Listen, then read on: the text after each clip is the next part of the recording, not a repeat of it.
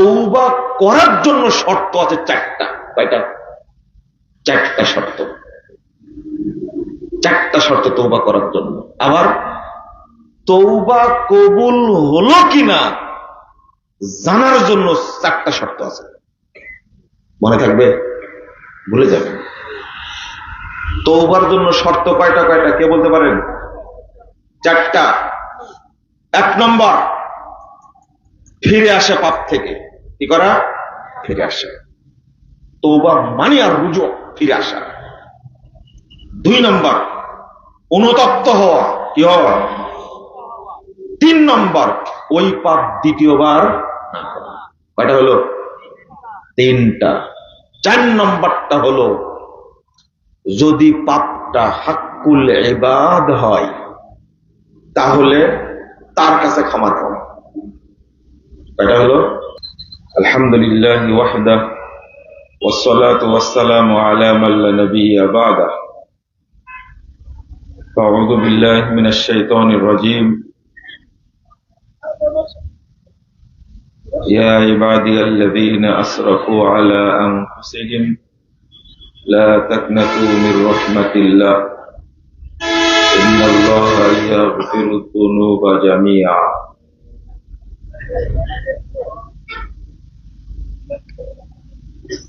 وقال صلى الله عليه وسلم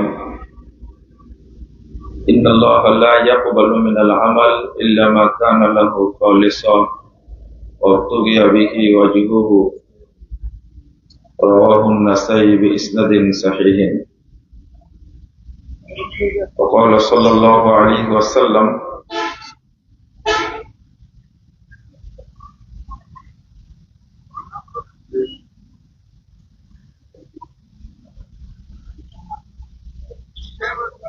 أول ما يحاسب به العبد يوم القيامة ويسأل عنه الصلاة، وإن قبل منه قبل سائر عمله وإن ردت رد عليه سائر عمله.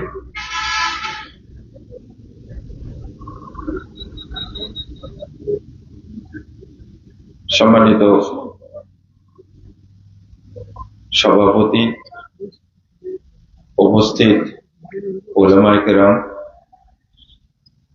অতিথিবৃন্দ, সুধী মণ্ডলী, সামনে উপবিষ্ট শ্রদ্ধেয় মুসলিম ভাতৃমণ্ডলী, আমার প্রাণপ্রিয় ছাত্র ও যুবক ভাইরা, সকলকে আন্তরিক অভিনন্দন ও মোবারকবাদ জানাচ্ছি। আল্লাহর কাছে দোয়া করছি রব্বুল আলামিন যেন এই 34তম তাবলীগে ইজতেমাকে কবুল করে নেন। আমিন। আল্লাহ রাব্বুল আলামিন যেন আমাদের সকলকে ক্ষমা করে দেন। আল্লাহ যেন আমাদেরকে দ্বীনের তাওহীদের জ্ঞান দান করেন। আমিন। আল্লাহ যেন আমাদের সকলকে জান্নাতুল ফেরদাউসের মেহমান হিসাবে কবুল করে নেন। আমিন। আপনারা যারা বাহিরে আছেন, দোকানে আছেন, তাদেরকে প্যান্ডেলে এসে বসে আলোচনা শোনার জন্য বিনীত আহ্বান জানাচ্ছি। এই ধরনের মাজলিসে অংশগ্রহণ করলে আল্লাহ এত খুশি হন। আল্লাহ আরশ থেকে বলতে থাকেন, এক নম্বর বলেন, যারা এই মাজলিসে অংশগ্রহণ করেছে আমি আল্লাহ তাদের সবাইকে ক্ষমা করে দিয়েছি। আল্লাহ আরো বলেন, তাদের যত পাপ ছিল সমস্ত পাপকে নেকি দ্বারা পরিবর্তন করে দিয়েছি। আল্লাহ আরো বলেন,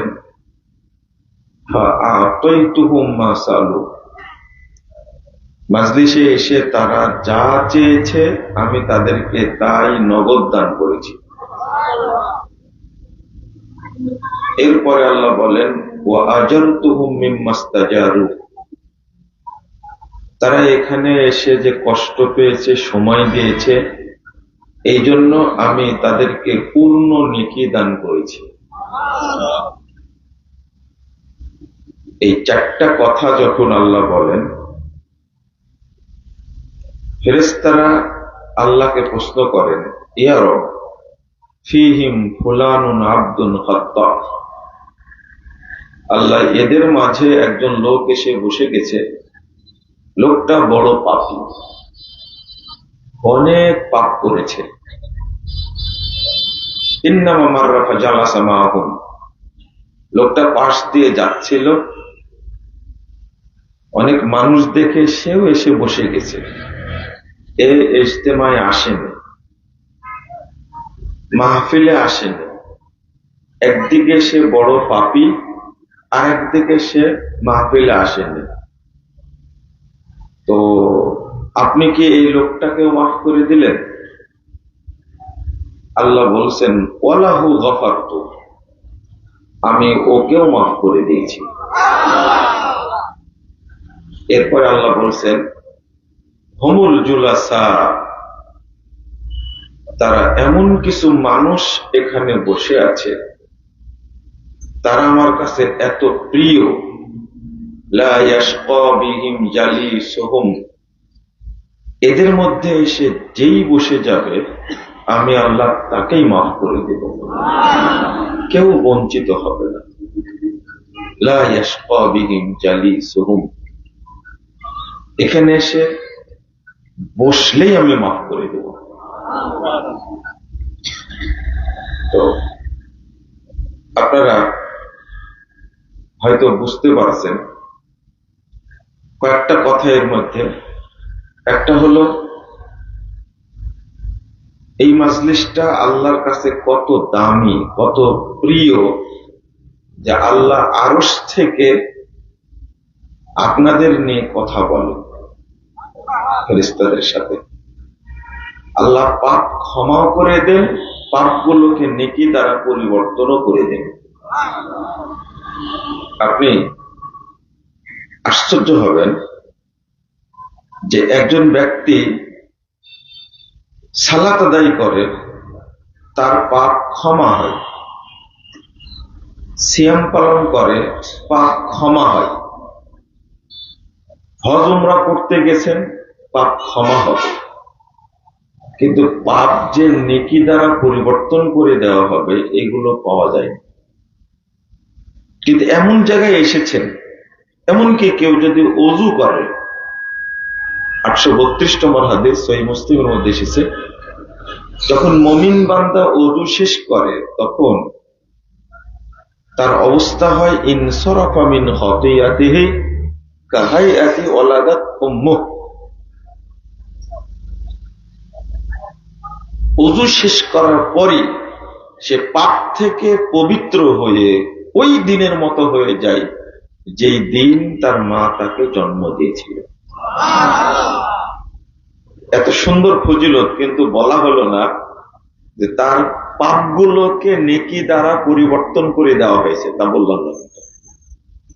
কিন্তু এই মাজলিসে আসলে আল্লাহ বলছেন, আমি পাপ ক্ষমাও করে দেব, তাদের পূর্বের সমস্ত পাপকে আমি নেকি দ্বারা পরিবর্তনও করে দেব। আর একটা বিষয়, আপনারা তো এখানে এসেছেন, আল্লাহ তো ওয়াদা করেছেন যা চেয়েছে তাই দিয়েছে। আল্লাহর কাছে কি কিছু চেয়েছেন? আল্লাহর কাছে এই ধরনের মাজলিসে আসলে অন্তত আল্লাহকে বলবেন, আল্লাহ তুমি আমাকে জান্নাতের জন্য কবুল করে নাও। কথা কি বুঝতে পারলেন? অন্তত এইটা বলবেন, সব ভুলে গেল মনে মনে বলবেন, আল্লাহ তুমি আমাকে জান্নাতের জন্য কবুল করে নাও। আর যদি কবুল হয়ে যায় আপনার কথাটা, আপনার নামটা যদি জান্নাতীদের খাতায় এন্ট্রি হয়ে যায়, তাহলে আল্লাহ আপনাকে দিয়ে জান্নাতের কাজই করাবে। এই জন্য কথাটা বলা খুব গুরুত্বপূর্ণ। এরপরে বলবেন যে আব্বা আম্মা মারা গেছে, আল্লাহ তুমি তাদেরকে মাফ করে দাও আর তাদেরকে জান্নাতে থাকার ব্যবস্থা করে দাও। এটা কি বলা যায়? এটা বলার জন্য পিএইচডি করা লাগবে না, লাগবে? মাস্টার্স পাস করা লাগবে? আপনি বলতে পারবেন, কিন্তু বলেন না। এখানে আসলে এটা যে দোয়া কবুলের মাজলিস, হাদিসটা তার প্রমাণ। আর আল্লাহ ওয়াদা ভঙ্গ করেন না, ইন্নাকা লা তুখলিফুল মিআদ, আল্লাহ দিবেন। আর একটা গুরুত্বপূর্ণ বিষয়, যেহেতু পাপ থেকে কিভাবে ফিরে আসা যায়, ক্ষমা পাওয়া যায়, বিষয় দিয়েছেন। এই হাদিসের আলোকেই একটা বিষয় আপনাদের জানিয়ে দিই। পাপ থাকাকালীন আল্লাহ আপনার কোনো চাওয়া কবুল করবেন না। পাপ এত খারাপ জিনিস। আবারও বলি, যদি আপনার ঘাড়ে পাপ থেকে থাকে, আল্লাহর কাছে চাইলে আপনাটা দিবেন না। ভাষাটা কি জানেন? আল্লাহ বলছেন,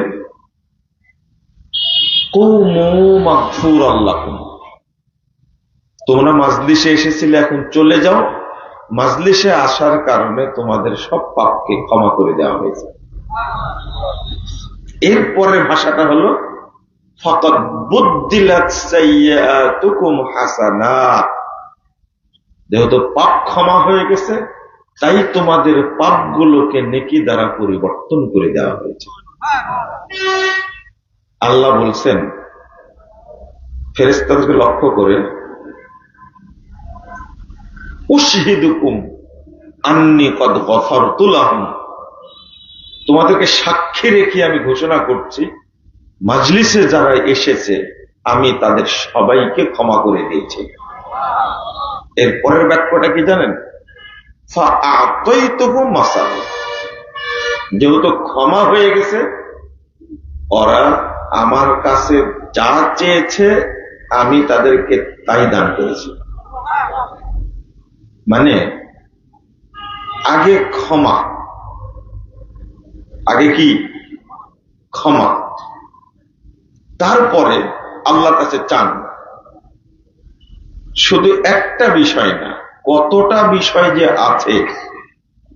আগে ক্ষমা, তারপরে চাওয়া, তারপরে আল্লাহ আপনাকে দিবেন।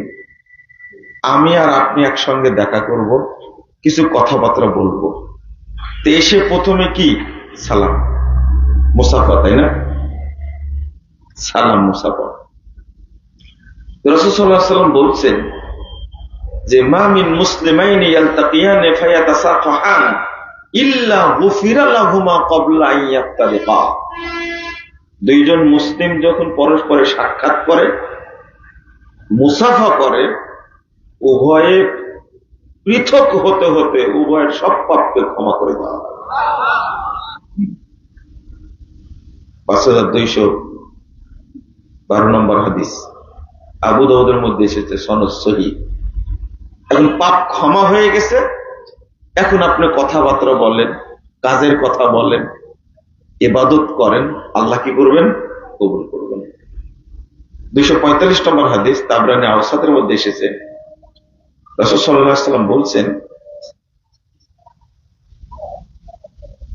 ইন্নাল মুমিনা ইযা লাকিয়াল মুমিন, একজন মুমিন যখন আরেকজন মুমিনের সাথে সাক্ষাৎ করে, ফাসাল্লামা আলাইহি ওয়া আখাযা বিয়াদিহি ওয়া সাফাহা ফাতানাসারাত খাতায়াহুমা কামা ইয়াতানাসারু ওয়ারাকুশ শাজার ফিশ শিতা। রাসূল সাল্লাল্লাহু আলাইহি ওয়াসাল্লাম বলছেন, একজন মুমিন যখন আরেকজন মুমিনের সাথে সাক্ষাৎ করে, তাকে সালাম দেয়, তার এক হাত ধরে মুসাফা করে, তাই হাত। আখাযা বিয়াদিহি, যে দুই হাত হতো তাহলে বাক্যটা হতো আখাযা বিয়াদাইহি, তা হয়নি। আখাযা বিয়াদিহি, তার এক হাত ধরে মুসাফা করে। যদি মুসাফা করে তাহলে কি হবে? তাদের উভয়ের পাপ অনুরূপ ঝরে যাবে, যেভাবে শীতকালে গাছের পাতা ঝরে যায়। গাছের পাতা ঝরে যায়, দেখছেন আপনি? কোনো পাতা থাকে না। ঠিক একজন ব্যক্তি একজন মুমিন আর একজন মুমিন সাক্ষাৎ করলে, মুসাফা করলে আল্লাহ পাপগুলোকে কি করে দেন? ক্ষমা করে দেন। এই যে আগে ক্ষমার প্রসঙ্গ, আপনি সালাত পড়বেন, তাই না? সালাত পড়ুন, ওযু করলেন, ওযু করার মাধ্যমে আল্লাহ আপনাকে পাপ থেকে মুক্ত করে নিলেন। এক। দুই, মসজিদে যখন উঠবেন আপনি, তখন দোয়া পড়ছেন, আল্লাহুম্মা রব্বিগফিরলি যুনুবি ওয়াফতাহ লি আবওয়াবা রাহমাতিক। হে আল্লাহ, আমার সমস্ত পাপকে ক্ষমা করে দাও। এর পরের ভাষাটা হলো, আমার জন্য তোমার যত রহমতের দরজা সব খুলে দাও। তাহলে আগে ক্ষমা, তারপরে কি? রহমত চাওয়া। বুঝছেন না মনে হয়, তাই না? এটাও কিন্তু দোয়া। রব্বিগফিরলি যুনুবি, আল্লাহ তুমি আমার পাপগুলোকে ক্ষমা করে দাও। ওয়াফতাহ লি আবওয়াবা রাহমাতিক, আমার জন্য তোমার রহমতের দরজা সব খুলে দাও। যে ব্যক্তি মসজিদে এসে সালাত পড়ে না, তার জন্য রহমতের দরজা খোলা হয় না। কথাটা যেন মনে থাকে। মসজিদে আসেননি, আসরে দরজা বন্ধই থেকে গেল, রহমতের দরজা। ভাষাটা কি? আল্লাহর যত রহমতের দরজা সব মসজিদের সাথে কানেক্টেড, সব মসজিদের সাথে কানেক্টেড। মসজিদে আসবেন, খুলে দেওয়া হবে, না আসলে কি? বন্ধই থাকবে। এখন আপনি আসরে আসতে পারেননি, মাগরিব আসবেন তো, আসর থেকে মাগরিব পর্যন্ত দরজাগুলো বন্ধ আছে। যদি মারা যান, ওমর রাদিয়াল্লাহু আনহু জীবনে একদিন, কয়দিন? একদিন জোহরের সালাত জামাতে পড়তে পারেননি। মদিনা থেকে পাশেই এক বাগানে গেছেন, এসে দেখছেন জামাত হয়ে গেছে, জামাতে পড়তে পারেননি। জামাতে পড়তে পারেননি, কাফারা স্বরূপ তিনি অনুতপ্ত হয়ে বাগানটাই আল্লাহ রাস্তায় দান করে দিয়েছেন। একদিনের কথা, একদিনের।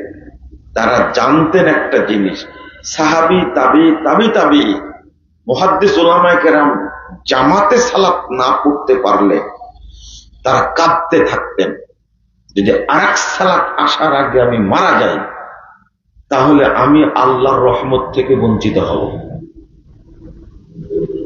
বুঝেছেন কথাটা কি?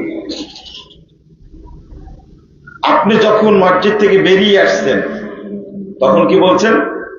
আল্লাহুম্মা ইন্নী আসআলুকা, তারপর কি বলেন? সবাই বলেন মিন ফাযলিক, তাই না?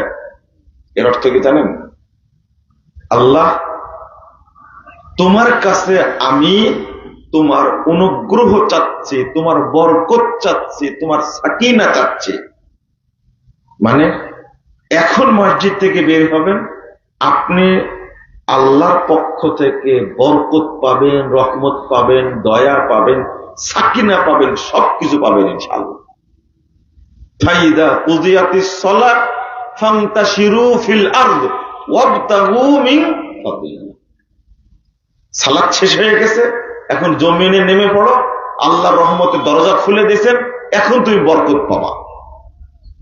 তারা বুঝতেন, যেহেতু আমি ফজরের সালাত জামাতে পড়তে পারিনি, অতএব আমার জন্য রহমতের দরজা খোলাও হয়নি, খোলা হয়নি, বন্ধই আছে। আপনি যতই চেষ্টা করেন, চেষ্টায় কিছু পেতে পারেন, কিন্তু ওটা রহমত না, বরকত না। রহমত না, ওটা বরকত না। আপনাকে মসজিদে যেতেই হবে। মসজিদে এসে সালাত পড়াটা ফরজ। সালাত যেমন ফরজ, জামাতে পড়াও কি ফরজ, ওয়াজিব। আপনাকে জামাতে পড়তেই হবে, না হলে বন্ধ থাকবে দরজা। আপনি যদি এর মাঝখানে মারা যান, আপনার কাছে রহমতের ফেরেশতা আসবে না।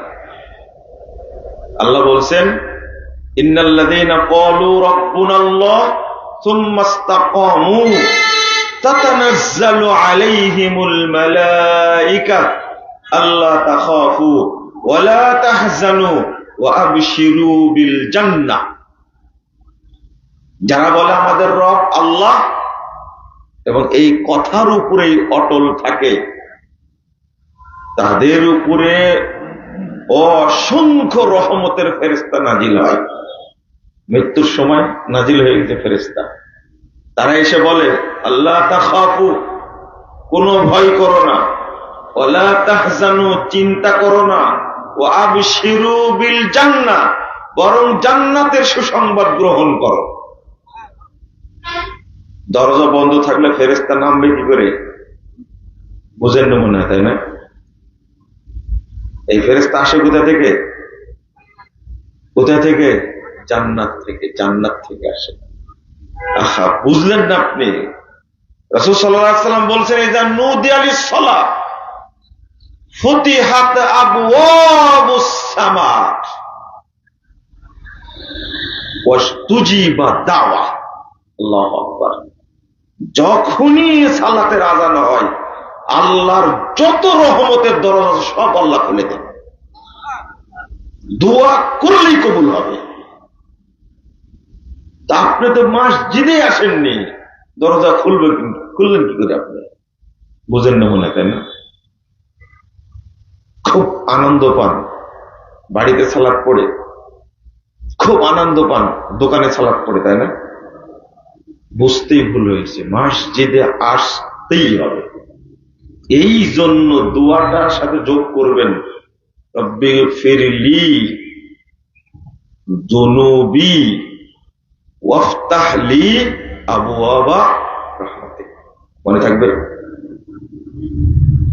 আল্লাহ তুমি আমার পাপগুলোকে কি করে দাও? ক্ষমা করে দাও। এরপরে আল্লাহর কাছে চাচ্ছেন রহমতের দরজাগুলো আমার জন্য কি করে দাও? খুলে দাও। এবারে আল্লাহু আকবার কি বলছেন? আল্লাহুম্মা বাঈদ, বলেন না? বাঈদ বাইনি খাতায়ায়া কামা বা'আদতা বাইনাল মাশরিকি ওয়াল মাগরিব। বলেন আগে ক্ষমা। কি দারুণ দোয়া! আল্লাহ তুমি আমাকে এবং আমার পাপকে এত দূরে রাখো যেভাবে পূর্ব থেকে পশ্চিমকে দূরে রাখছো, আমার পাপ থেকে আমাকে এত দূরে রাখো।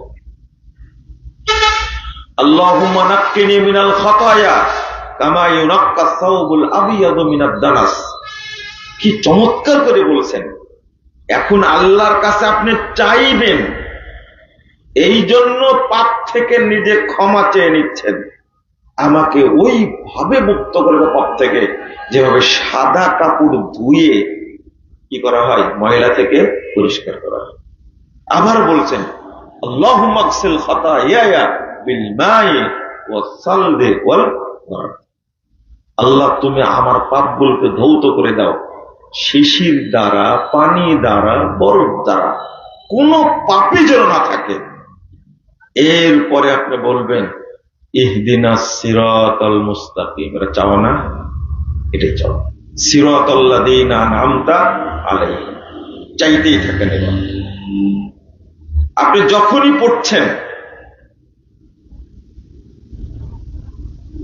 দুই সেজদার মাঝে দোয়াটা পড়েন না? প্রথম কি বলেন তো? কি? আল্লাহুম্মা ফিরলি, আল্লাহ আমাকে ক্ষমা করো। আপনি কি বুঝতেছেন কথাগুলো? আগে ক্ষমা। কোরআন এবং হাদিস পুরোটাই বান্দার জন্য শুধু ক্ষমার কথা এসেছে, শুধু ক্ষমার কথা এসেছে। আল্লাহু আকবার। তারপরে বলছেন কি? ওয়ারহামনি, আল্লাহ এবার আপনি রহম করেন। বুঝেননি? ওয়াজবুরনি, আল্লাহ আমার ক্ষতিগুলো পূরণ করে দেন। ওয়াহদিনি, আল্লাহ আমাকে হেদায়েত দান করেন, ওয়াফিনি আমাকে সুস্থতা দান করেন, ওয়ারজুকনি আমাকে কি দান করেন, রুজি দান করেন। আগে বলেছেন কি আল্লাহুম্মা ফিরলি, মনে থাকবে আগে ক্ষমা, আগে কি ক্ষমা। আত্তাহিয়াত পড়লেন, দরুদ পড়লেন, এবার তো চাইবেন আল্লাহর কাছে কিছু, তাই না? চাইবেন তো। চাওয়ার আগে বলছেন আল্লাহুম্মা ইন্নী যালামতু নাফসি যুলমান কাসীরা ওয়া লা ইয়াগফিরুয যুনুবা ইল্লা আনতা ফাগফিরলি মাগফিরাতাম মিন ইনদিক ওয়ারহামনি ইন্নাকা আনতাল গফুরুর রহিম। পড়েন পড়েন না, অর্থ কেউ বুঝি না, এটাই হলো মুসিবত। সব জানেন, সালাতের অর্থ জানেন না, সালাত বুঝেন না, এক নেকিও আল্লাহর কাছে হবে না। এটাও মনে রাখবেন,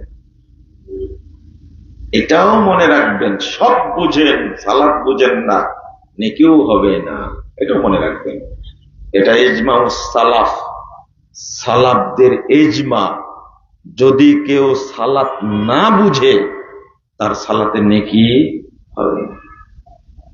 আল্লাহুম্মা ইন্নী যালামতু নাফসি যুলমান কাসীরা, আল্লাহ আমি আমার উপরে জুলুম করেছি, যুলমান কাসীরা অনেক জুলুম করেছি। ওয়ালা ইয়াগফিরুয যুনুবা ইল্লা আনতা, আপনি ছাড়া আমার পাপগুলো কেউ ক্ষমা করবে না। ফাগফিরলি, অতএব আপনি আমাকে ক্ষমা করুন, মাগফিরাতান, এমন ক্ষমা যেন আর কোনো পাপী না থাকে, ওয়ারহামনি, আমার উপর রহম করুন। আল্লাহু আকবার। ইন্নাকা আনতাল গফুরুর রহিম, নিশ্চয় আপনি ক্ষমাশীল দয়ালু। আল্লাহর কাছে সব ক্ষমা টমা চেয়ে রেডি হয়ে এবার বলছেন আল্লাহুম্মা ইন্নী আউযু বিকা মিন আযাবি জাহান্নাম ওয়া আউযু বিকা মিন আযাবিল কবর ওয়া আউযু বিকা মিন ফিতনাতিল মাসিহিদ দাজ্জাল ওয়া আউযু বিকা মিন ফিতনাতিল মাহইয়া ওয়াল মামাত ওয়া আউযু বিকা মিন, আল্লাহুম্মা ইন্নী আউযু বিকা মিনাল মাআসামি ওয়াল মাগরাম। আগে আপনি ক্ষমা চেয়ে নিয়েছেন, এবার চাচ্ছেন আল্লাহর কাছে, আল্লাহ আমি তোমার কাছে জাহান্নামের আযাব থেকে, কবরের আযাব থেকে, দাজ্জালের ফিতনা থেকে, দুনিয়ার ফিতনা থেকে তোমার কাছে পরিত্রাণ চাচ্ছি। আল্লাহুম্মা ইন্নী আউযু বিকা মিনাল মাআসামি ওয়াল মাগরাম, আল্লাহ তোমার কাছে পরিত্রাণ চাচ্ছি ঋণ থেকে এবং পাপ থেকে। আপনি কি বুঝলেন কথাগুলো? আগে ক্ষমা চাইবেন, তারপরে কি আল্লাহর কাছে চাইবেন কিছু। অর্থাৎ পাপ থাকাকালীন আল্লাহ কোনো জিনিস আপনাকে দিবেন না। আল্লাহ শেখাচ্ছেন, এইভাবে শেখাচ্ছেন। মানুষ জিনিসটা বুঝতেই চায় না, একটু ভাবেও না। অধিকাংশ মানুষকে জিজ্ঞেস করি আপনারা কে কে শুনতে আসছেন, সবাই হাত তুলে আমার শুনতে আসছে। বক্তব্য শুনতে আসতে হবে না, বুঝার জন্য আসতে হবে। কিসের জন্য? নবী রাসূলগণ আল্লাহর কাছে দোয়া করতেন,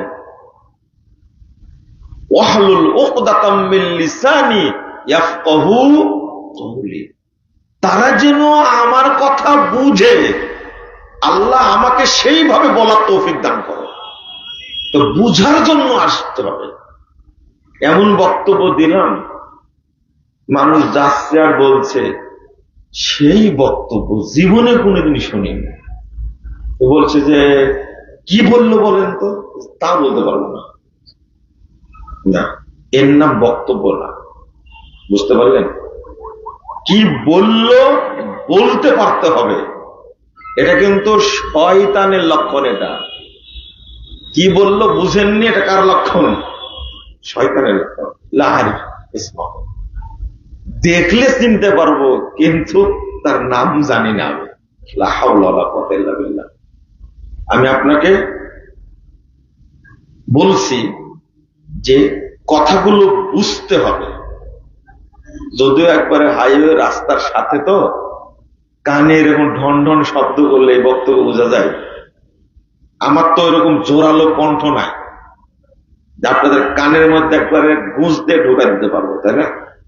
না, যতটুকু কানে যাচ্ছে অতটুকু বোঝা যাচ্ছে কি? বুঝেন? আল্লাহ তুমি আমাদেরকে দ্বীনের বুঝ দান করো।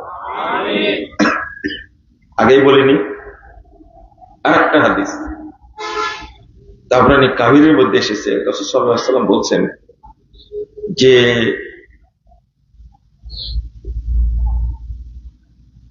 বাম পাশের ফেরেশতা পাপ লেখে, তাই না? যখন কোন বান্দা পাপ করে তখন বাম পাশের ফেরেশতা কলম উঠিয়ে রাখে 6 ঘন্টা যাব। কয় ঘন্টা? 6 ঘন্টা অবকাশ দেয়, লেখে না। 6 ঘন্টার মধ্যে বান্দা পাপ থেকে ক্ষমা চাই কিনা আল্লাহ অপেক্ষায় থাকেন। ইজাস্তাগফারা ওয়া নাদিমা, যখনই 6 ঘন্টার মধ্যে সে ক্ষমা চাই, অনুতপ্ত হয়, আল্লাহ তাকে মাফ করে দেন।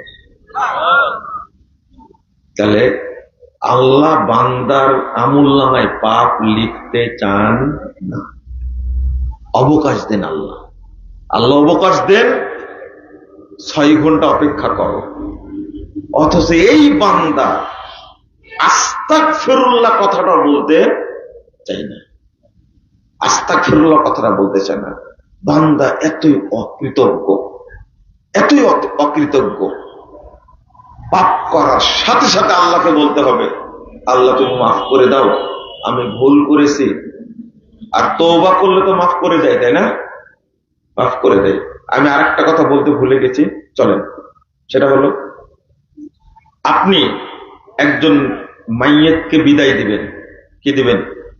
বিদায় দিবেন, এখানেও ক্ষমা আছে। আল্লাহু আকবার, হাত বেঁধে প্রথম সূরা ফাতিহা, তাই না? সবচেয়ে বড় দোয়া হলো কি? সূরাতুল ফাতিহা। সূরা ফাতিহার নামই হলো সূরাতুস সালাত। সালাত মানেই কিন্তু সূরা ফাতিহা। আর সূরা ফাতিহা না পড়লে সালাত হবে? বুঝেননি মনে আপনার কথা, বুঝছেন? হ্যাঁ, মনে করেন মসজিদ মানেই সালাত আদায় করা, তো আপনি সালাতে পড়লেন না, তো মসজিদের কি গুরুত্ব আছে? বুঝেননি মনে থাকে। সূরা ফাতিহার নামই সালাত। কসমতুস সালাতা বাইনি ওয়া বাইনা আবদি নিসফাইন, আল্লাহ নিজের নাম দিয়েছেন সূরা ফাতিহার, সূরাতুস সালাত। তো সূরা ফাতিহা প্রথম পড়বেন জানাজাতে। তবে বাংলাদেশের মানুষ জানাজাকে সালাতই মনে করে না। কি মনে করে না?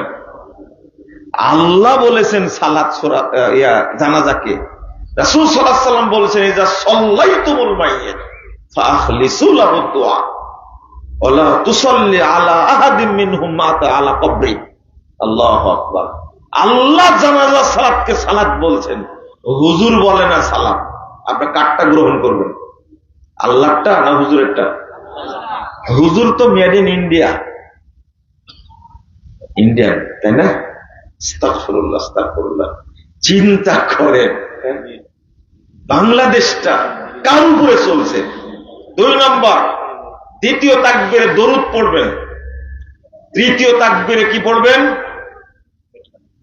আল্লাহুম্মা গফির লি হাইয়িনা ওয়া মাইয়িতিনা ওয়া শাহিদিনা ওয়া গায়বিনা ওয়া সগীরিনা ওয়া কাবীরিনা ওয়া যাকারিনা ওয়া উনসানা। ভাবতে পারেছেন ভাষাগুলো কেমন? একজন মানুষকে বিদায় দিব আমি, তো এমন ফাখলিসু লাহু দুআ, একবারে খুলুসিয়াতের সাথে একনিষ্ঠ চিত্তে তার জন্য দোয়া করো। এই জন্য কি বলছে আগে রেডি, আল্লাহুম্মা গফির লি হাইয়িনা ওয়া মাইয়িতিনা, আল্লাহ আমাদের যারা জীবিত আছে তাদেরকে ক্ষমা করো, যারা মরে গেছে তাদেরকে ক্ষমা করো। তারপরে কি? আল্লাহুম্মা গফির লি হাইয়িনা ওয়া মাইয়িতিনা ওয়া শাহিদিনা ওয়া গায়বিনা। একটা বললে সব চলে আসে। আবার বলছেন যারা উপস্থিত আছে তাদেরকেও ক্ষমা করো, যারা অনুপস্থিত আছে তাদেরকেও ক্ষমা করো, যারা বড় তাদেরকেও ক্ষমা করো, যারা ছোট তাদেরকেও ক্ষমা করো, যারা পুরুষ তাদেরকেও ক্ষমা করো, যারা নারী তাদেরকেও ক্ষমা করো। বললাম না? কিভাবে নিজেরা আগে পবিত্র হয়ে নিচ্ছে, শুধু মানুষটাকে বিদায় দিব তাই। বুঝেন না কথা? আল্লাহর কাছে ক্ষমা এমন ভাবে চাচ্ছে মাইয়ের যেন কবরে ধরা না খায়। এই জন্য রাসূল বলছেন 40 জন ব্যক্তি যদি আল্লাহর কাছে আবেদন করে জানাজার সালাতে, লোকটা যতই বড় পাপী হোক আল্লাহ ক্ষমা করে দেবে। তবে শিরক মুক্ত হতে হবে।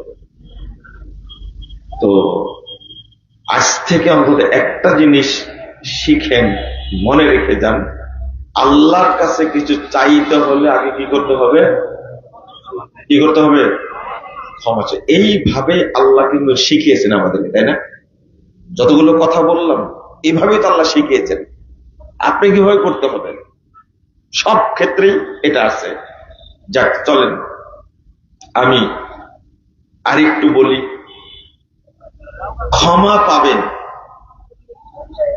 দুইটা সূত্র বলবো, শুধু বেশি বলবো না। ক্ষমার ইস্তেগফার ইত্যাদি দোয়া তো অনেক আছে, কিন্তু আমি ওইগুলো বলবো না। ইস্তেগফার করা, লা ইলাহা ইল্লা আনতা সুবহানাকা ইন্নী কুনতু মিনাজ জালিমিন, এটা বলা, আরো দোয়া আছে, বিভিন্ন রকমের দোয়া আছে, সেগুলো তো পড়বেনই। কিন্তু দুইটা মাধ্যম বলে দিই শুধু। এক নম্বর, যে ব্যক্তির তাওহীদের জ্ঞান থাকবে আল্লাহ তার পাপগুলো ক্ষমা করে দেবেন। তাওহীদের জ্ঞান কি বুঝেন? আমাদের দেশের মানুষ আমুলে পাকা কিন্তু আকীদায় কাঁচা। আকীদা নাই বললেই চলে।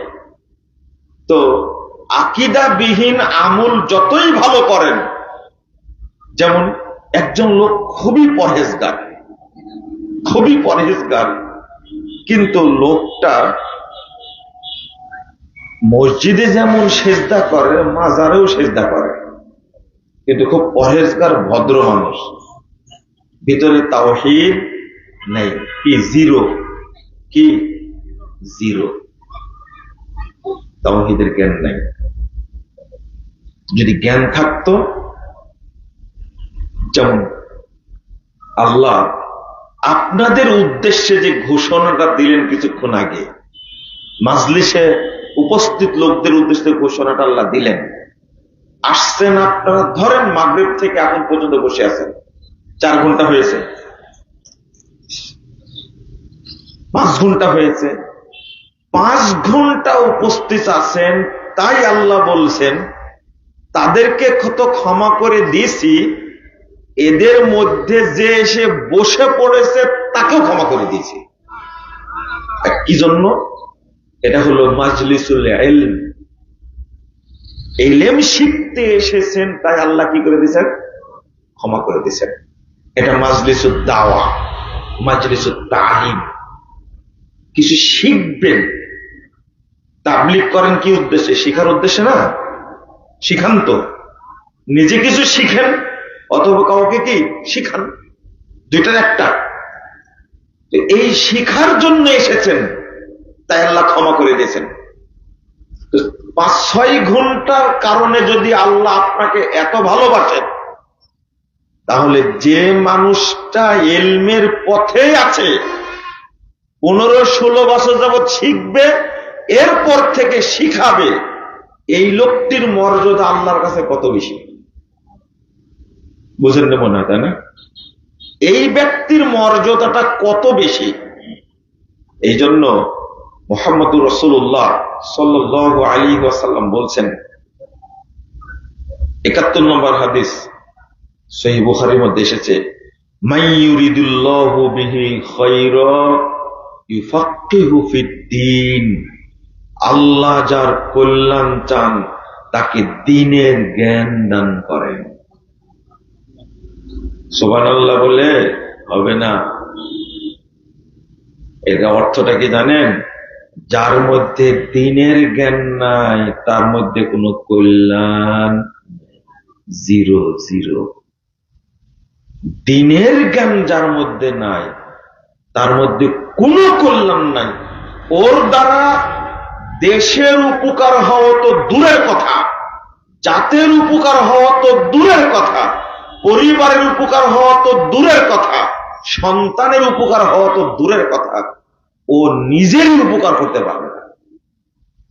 দিনের জ্ঞান নাই। তাই একজন ব্যক্তি জাপান থেকে ডিগ্রি নিয়ে আসছে, সেই উচ্চ শিক্ষিত মানুষ, ও এখনো বাম হাতে পানি খায়। কোন হাতে? বাংলাদেশে পড়েছে, পড়ার পরে জাপান গেছে, উচ্চ ডিগ্রি নিয়ে আসছে, তার দাম অনেক বেশি, কিন্তু চা খায় কোন হাতে? বাম হাতে।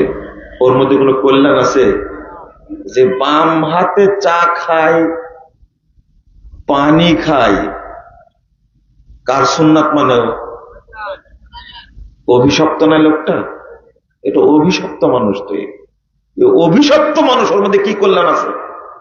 আমি যে বললাম আপনাকে, ওর মধ্যে নিজেরই কোনো উপকার করতে পারবে না। বুড়া হয়ে গেছে, এক ডাক্তারকে জিজ্ঞেস করেছি, বয়স তো হয়ে গেল, অনেক পড়াশোনা করলেন, বিদেশে 18 বছর ছিলেন, প্রশ্ন করি, বলেন তো আল্লাহ কোথায় আছে? আমাকে বলছেন যে এই প্রশ্ন করছেন কেন? কিন্তু সহজ উত্তর, সহজটাই বলেন, আল্লাহ তো সর্বত্র বিরাজমান।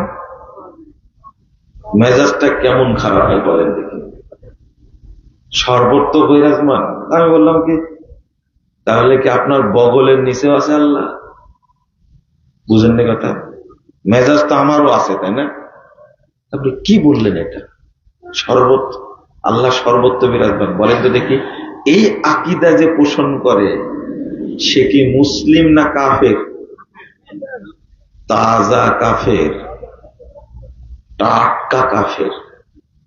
ইমাম ইবনে বাজ রাহিমাহুল্লাহ বলছেন, মাইয়াতাকিদু আন্নাল্লাহ ফি কুল্লি মাকান ফাহুয়া দাল্লুন মুদিল্লুন কাফির। যে বিশ্বাস করে আল্লাহ সর্বত্র বিরাজমান, এই ব্যক্তি পথভ্রষ্ট মানুষকে পথভ্রষ্ট করে, এই ব্যক্তি কাফের। বলেন নাউযুবিল্লাহ। তো ও নিজের উপকার করতে পেরেছে? বলেন তো দেখি। এ হজ করলে লাভ হবে? উমরা করলে লাভ হবে? তাহলে কি উপকার করলো? আপনি এখন বললেন সালাত তো পড়ে, সালাত পড়ে লাভ কি? পড়ে সালাত হয়, তার সালাত। যে প্যান্ট পরেও রুকুতে গেলে পিছনে অর্ধেক বেরিয়ে যায়, এই জ্ঞানটুকটাই নাই যে আমার সতর অর্ধেক বেরিয়ে গেছে, তো ওর এলেম দ্বারা নিজের উপকার করতে পেরেছে? কোনো উপকার নেই। যখন সেজদায় যায় রুকু থেকে, আরো অর্ধেক বেরিয়ে যায়। কি সালাত হয় না বাতিল হয়? কিয়ামত পড়লো সালাত পড়লো বাতিল হবে। ওযু করতে জানে না, এমন কি এলেম শিখেছে, তার মধ্যে কল্যাণ আছে? কল্যাণ না অভিশাপ আছে? অভিশাপ, অভিশাপ, লানত আছে। আপনারা এইভাবে বললে রাগ করেন, বাস্তবতা এটাই। 7 নম্বর আয়াত সূরা রুম, ইয়ালামুনা যাহিরাম মিনাল হায়াতিদ দুনিয়া ওয়া হুম আনিল আখিরাতি হুম গাফিলুন। তারা দুনিয়াবি জ্ঞানে প্রাজ্ঞ, অভিজ্ঞ, দিনের জ্ঞানে জাহেল, অজ্ঞ, এরা অভিশপ্ত। আল্লাহর নবী সাল্লাল্লাহু আলাইহি ওয়াসাল্লাম বলছেন, ইন্নাল্লাহা তাআলা ইউবগিযু কুল্লা আলিমিন বিদ-দুনিয়া জাহিলিন বিল আখিরাহ। যারা দুনিয়াবি জ্ঞান সম্পর্কে জানে, তারা দুনিয়ার জ্ঞানে পাকাপোক্ত, কিন্তু দিনের জ্ঞানে জাহেল। আল্লাহ এই সমস্ত লোকদের উপরে লানত বর্ষণ করেন, গজব বর্ষণ করেন, আল্লাহ অভিশাপ বর্ষণ করেন। যান এবার হাদিসটা ঝোল করে খান। এবার যান, আপনাকে বললাম ঝোল করে খান। এবার এই যে লানত, লানত যদি না হবে, অভিশপ্ত লোক যদি নাই হবে, এত বড় বড় ডিগ্রি অর্জন করে এসে ইন্টারন্যাশনাল লোক হয়ে বাংলাদেশ থেকে এত চুরি করা লাগবে কেন? গতকালকে প্রধান উপদেষ্টার সাথে একজন ছবি তুলেছে, সেই লোকের নামে 800 কোটি টাকার মামলা আছে। বুঝলেন কথা? চোর, চোর একটা কি চোর। 800 কোটি টাকা চুরি করলে কি করে? আরো 300 কোটি টাকার মামলা আছে। ওটা না নাই বললেন। যারা দুর্নীতি করে এরা কেউ কি মূর্খ, অশিক্ষিত, সব ডিগ্রিধারী না? এ হলো অভিশপ্ত। এত পড়াশোনা করার পরে ও ইন্টারন্যাশনাল চোর হয়েছে। ওর মা ওকে জন্ম দিয়ে ভুল করেছে। এর মূল কারণ হলো ওর মধ্যে দ্বীনের জ্ঞান নাই, জিরো। আল্লাহর নবীর কথাই চূড়ান্ত, মাইয়ুরিদিল্লাহু বিহি খায়রা ইউফাক্কিহু ফিদ্দীন। যার মধ্যে দ্বীনের জ্ঞান নাই তার মধ্যে কোনো কল্যাণ নাই। পৃথিবীর কোন ব্যক্তি যত বড় শিক্ষিত হোক না কেন, ও যদি দ্বীন সম্পর্কে না জানে, দ্বীনের জ্ঞান না থাকে, ওর দ্বারা কোনো কল্যাণ হবে না। আল্লাহর নবীর কথা এটাই চূড়ান্ত। এই জন্যই আল্লাহ রাসূল বলছেন, তলাবুল ইলমি ফারিদা আলা কুল্লি মুসলিম।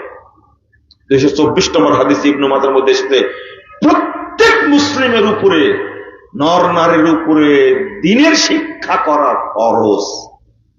ফরজ। আপনি নিজেও জানেন না। একজন বিসিএস ক্যাডার ওযু করছে, আমার চেয়ে বয়স বেশি, দাড়ি নেই তো, দাড়ি এমন ভাবে সেচেছে মনে হচ্ছে যে একবারে ওর চেহারার দিকে তাকালে আপনার চেহারা দেখা যাবে, মহিলার চেয়েও স্বচ্ছ। তো ওযুটা করলো এমন ভাবে, আমি বললাম যে ওযু হলো না ভাই, ভালো করে করেন। তো ইগোতে লেগে গেছে। শিক্ষিত মানুষ তো ইগো বুঝেন, তো ইগো বুঝেন, আত্মসম্মান। মাশাআল্লাহ, খুব সুন্দর অনুবাদ করলেন তো। ওযু হয়নি, তখন বলছে সারা জীবনে এইভাবে ওযু করছি, আর আজকে ওযু হয়নি, কিছু মনেই করলেন না। পরে বললাম যে স্যার ওযু কিন্তু হয়নি। এবার কি বলেছি? স্যার বলেছি। যদি শুনে, বুঝলেন, তাও শুনল না, ওইভাবে ওযু শেষ করে দিল। বলল যে স্যার এইভাবে ওযু করে সালাত হবে না। ওযু না হলে সালাত হয়? লা হাওলা ওয়ালা কুওয়াতা ইল্লা বিল্লাহ। ওর ইগোতে লেগেছে, আমার কথা শুনলই না। অথচ আমি তার এলেমে কোনো মাতবরি করি না। আচ্ছা বলেন তো, কোন আলেম আপনার কাছে মাতবরি করে? কোন আলেম কি হার্টের অপারেশন করে? হ্যাঁ, কোন আলেম কি বলে যে এই বিল্ডিং এ এত টন রড লাগবে? বলে? আমি যতটুকু জানি অতটুকু বলতে গেছি, কিন্তু ইগোতে বেজে গেছে। কিন্তু আমি ইঞ্জিনিয়ারকে ডেকে বলি, মাদ্রাসার বিল্ডিং হচ্ছে, আপনি একটা স্ট্রাকচার তৈরি করে দেন। আমি তখন তার এলেমকে মর্যাদা দিই। সে বলে এটা লাগবে, এটা লাগবে, এত টন রড, এত ব্যাগ সিমেন্ট, এত হাজার ইট লাগবে, এত গাড়ি বালি লাগবে। আমরা কিন্তু অক্ষরে অক্ষরে মানি না। এটা একটা তার অভিশাপ, যে আমি তাকে বলে দিলাম, পরিচিত মানুষ, সে জানে আমি দ্বীনি আলোচনা করি, এরপরেও তার ভিতরে এতটা অহংকার, আমার কথাটা 5 পয়সা দাম দিল না। এটা অভিশাপ না? এটাই অভিশাপ। ও নিজের উপকার করতে পারেনি। বলতে পারত, ভাই ওযুটা তাহলে কিভাবে করতে হবে একটু বোঝা দেন না, বলতে পারতো না? না, ওর ইগোতে লেগে গেছে। যে বরং বলছে, আজ জীবন এইভাবেই করে আসছি, কেউ ভুল ধরতে পারেনি। এখন তো আহলে হাদিস খাটাস। কি খাটাস? আহলে হাদিস খাটাস, অন্য কেউ না। ওই যে দ্বীনের জ্ঞান নাই, ওর মধ্যে কোনো কল্যাণ নাই। ও বাপের বদনাম করছে, গোষ্ঠীর বদনাম করছে। ধরা পড়ে গেছে, মামলা হয়েছে। তুই এত টাকা চুরি করেছিস রে, ভদ্র ছেলে, তুই বিদেশ থেকে পড়াশোনা করে আসছিস। গ্রামে আলোচনা করে না, ভিতরে ভিতরে কি করেছে? আমরা তো বলি পুকুর চুরি, এ তো দুনিয়া চুরি করেছে, বলে না? কি সুন্দর সুনাম হচ্ছে, তাই না? এর মূল কারণ হলো এ অভিশপ্ত। কি অভিশপ্ত। আল্লাহ যার উপর অভিশাপ দেন, আল্লাহ যার উপরে লানত করেন, ওর বাঁচার কোন পথ আছে? লা হাওলা ওয়ালা। আল্লাহ বলছেন ওয়ামাইয়াল আনিল্লাহ ফালান তাজিদ লাহু নাসীরা। আল্লাহু আকবার। আল্লাহ যার উপরে অভিশাপ দেন, লানত করেন, তার জন্য কোনো সাহায্যকারী নেই। বুঝেছেন কথা আপনারা? আল্লাহ তুমি আমাদের বোঝার তৌফিক দান করো, আমিন। তাহলে কিসের জ্ঞান অর্জন করবেন? আগে তাওহীদের। বলেন কি? এখন আপনারা বলছেন যে আমরা তো কিছু জানি না, কি করবো তাহলে? এখন পড়েন, তাওহীদ সম্পর্কে লেখা অনেক বই আছে না? পড়েন, পড়তে থাকেন, অন্তত সালাতটা বুঝে পড়েন। যেটা আগে বললাম, সালাতটা কি বুঝে পড়েন। এটা গেলেন না? কোরআন তেলাওয়াত করেন। রমাদান মাস আসছে, জাহলাত কাকে বলে আপনি ধাপে ধাপে টের পাবেন, ধাপে ধাপে টের পাবেন। যদি আপনি এলেম তালাশের মধ্যে থাকেন, এই হাদিস প্রমাণ করে তার আমল নামায় কোনো নেকি, কোনো পাপ যোগ হয়? বুঝেননি মনে, তাই না? যে ব্যক্তি এলেম তালাশের মধ্যে থাকে তার আমল নামায় পাপ যোগ হয় না। আরে ভাই, আল্লাহ রাসূল সাল্লাল্লাহু আলাইহি ওয়াসাল্লাম বলছেন মান সালাকা তরিকান ইয়ালতামিসু ফিহি ইলমান সাহালাল্লাহু লাহু বিহি তরিকান ইলাল জান্নাহ। যে ইলম তালাশের প্রচেষ্টায় থাকে, আল্লাহ রাব্বুল আলামিন তাকে জান্নাতে যাওয়ার পথকে সহজ করে দেন। ও জান্নাতের পথেই থাকে, মরলেই ঢুকে যাবে জান্নাতে। ওর পাপ কই? এখানে বুঝলেন না 4-5 ঘন্টার জন্য আসছেন, তাই আল্লাহ কি মর্যাদা দিচ্ছেন? কিছু শিখবেন তাই। আল্লাহ রাসূল সাল্লাল্লাহু আলাইহি ওয়াসাল্লাম বলছেন মান ওয়াদা ইলাল মসজিদ, যে মসজিদে গেল, লা ইউরিদু ইল্লা ইয়াতাআল্লামা খায়রান আও ইউআল্লিমা, শুধু মসজিদে গেছে কিছু শিখবে অথবা কিছু কি শিখাবে, ভালো কিছু শিখবে অথবা কিছু শিখাবে। এই জন্য রাসূল সাল্লাল্লাহু আলাইহি ওয়াসাল্লাম বলেছেন ফালাহু আজরু হাজ্জাতিন তাম্মাত হিজ্জাতু। আল্লাহু আকবার। শুধু মসজিদে গেছে, আল্লাহর নবী বলেছেন ওর জন্য কিছু শিখবে, তাই ওর জন্য আল্লাহ কবুল হজ্জের নেকি দান করবে, কবুল হজ্জের নেকি দান করবে। শিখতে গেছে তাই আল্লাহ তার মধ্যে কত মর্যাদা রাখছেন। তো জানেই না কি করলে পাপ ক্ষমা হবে, জানে জানে না। এবার কিছু নীতি বলে দিই আপনাদের কাছে, শোনেন, নীতি বলে দিই কিছু আপনাদের কাছে। আল্লাহ বলছেন হ্যাঁ পাপ করেছেন অনেক, পাপ করেছেন অনেক, নিরাশ হওয়ার দরকার নেই, নিরাশ হবেন না। মনে করবেন শুধু আল্লাহ ক্ষমা করবেন আপনাকে, এই জন্য তার সিফাতি নাম যতটা আছে অন্য কোন বিষয়ে তার সিফাতি নাম এত নাই। যেমন আল্লাহর নাম হলো গফফার।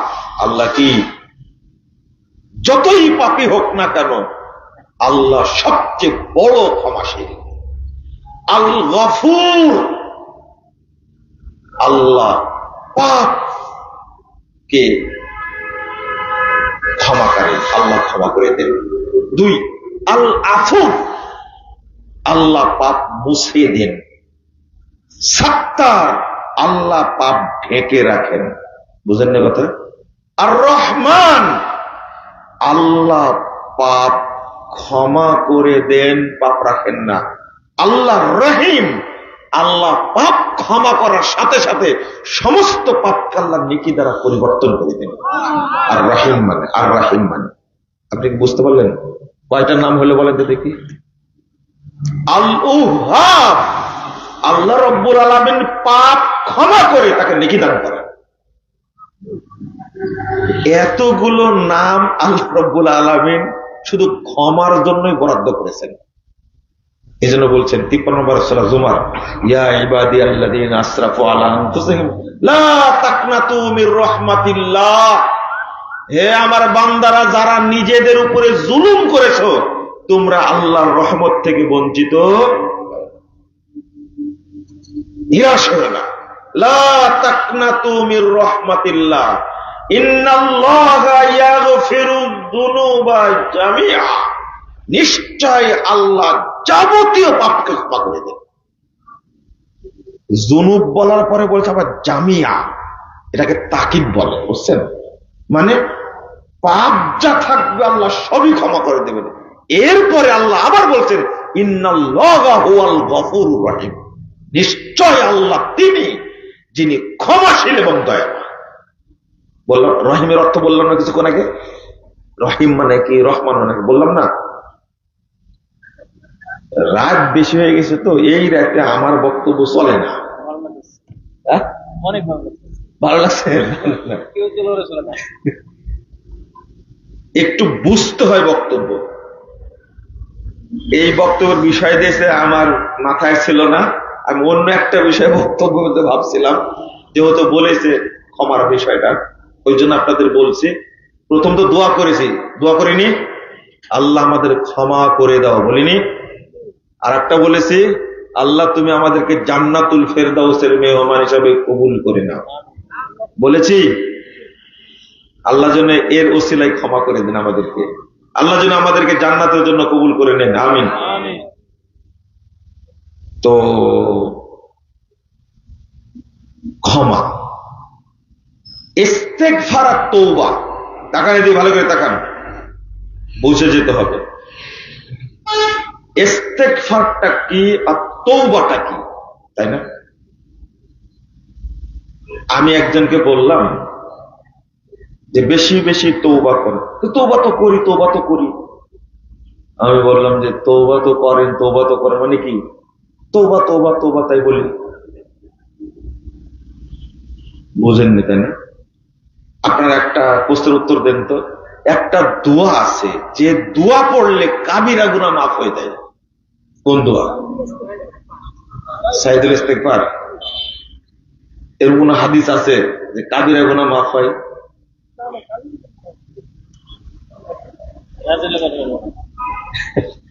বলেন দেখি, আমি দলিল দিয়ে বলবো, কোনো টেনশন করবেন না। একটা দোয়া বলেন যেটা পড়লে আল্লাহ কাবিরা গুনাহ মাফ করে দিবে।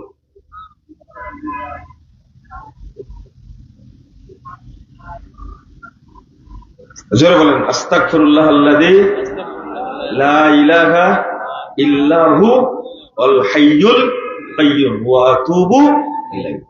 এমন একটা দোয়া রাসূল সাল্লাল্লাহু আলাইহি ওয়াসাল্লাম বলছেন যদি কারো কাবিরা গুনাহ হয়ে থাকে সেটা আল্লাহ ক্ষমা করে দেবে। সবার মুখস্থ আছে তো? এটা হলো ইস্তেগফার। এই দোয়াটার পাওয়ার খুব বেশি, খুব বেশি এই দোয়াটার পাওয়ার। বোঝানোর জন্য বললাম, আমি তো তওবা করি করি, তওবা তো করি, তওবা তওবা তওবা করি করি, এটার নাম কেউ তওবা না। সাধারণ পাপ থেকে বাঁচার জন্য ইস্তেগফার, মনে থাকবে কি? ইস্তেগফার। আর তওবা হলো কাবিরা গুনাহ থেকে বাঁচার জন্য কি করতে হবে? তওবা করতে হবে। তো কাবিরা গুনাহ কি কি শোনেন, এদিকে তাকান ভালো করে, যেহেতু আলোচনা বোঝার জন্য বুঝতে হবে। শোনেন, জিনা করতেন, জিনা করতেন, নেশা করতেন, কাবিরা গুনাহ না? নেশা করতেন, সুদ খেতেন, ঘুষ খেতেন, কাবিরা গুনাহ না? মিথ্যা কথা বলতেন, কাবিরা গুনাহ তো? তওবা করলেন আমি আর সুদ খাবো না। তওবা করার জন্য শর্ত আছে চারটা। কয়টা? চারটা শর্ত, চারটা শর্ত তওবা করার জন্য। আবার তওবা কবুল হলো কিনা জানার জন্য চারটা শর্ত আছে, মনে থাকবে? ভুলে যাবেন।